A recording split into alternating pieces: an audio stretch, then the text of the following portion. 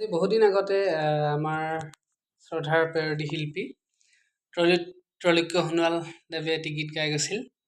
Doctor Bhupen হাজৰিকাৰ গীতৰ আধাৰত গাইছিলে। এইটো হে জাকৰৰ হাবিতে মাতি মই লোৱা নাই, মোৰ নামত ওলাইছে খাটা। তাৰ ওপৰতে তেওঁ আৰু পেৰডি কৰিছিলে।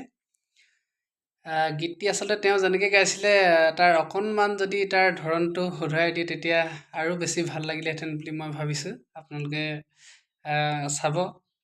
এই কণপোনা দোকানত বাকী মই খোৱা নাই, মোৰ নামত ওলাইছে খাটা। তেনেদৰে তেওঁ গাইছে নহয় জানো?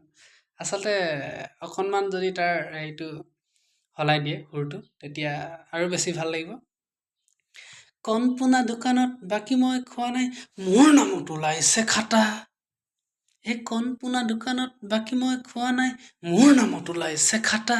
তেনেদৰে যদি গায় তেতিয়া আৰু অকণমান বেছি ভাল লাগিলেহেঁতেন কৈছোঁ। কাৰণ বাকী নথকা মানুহ এজনৰ যদি কেনেবাকৈ দোকানত বাকী ওলাই যায় তেতিয়া অকণমান খং উঠিব নাই?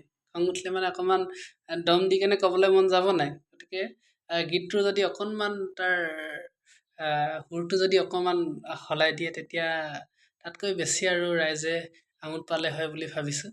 ধন্যবাদ।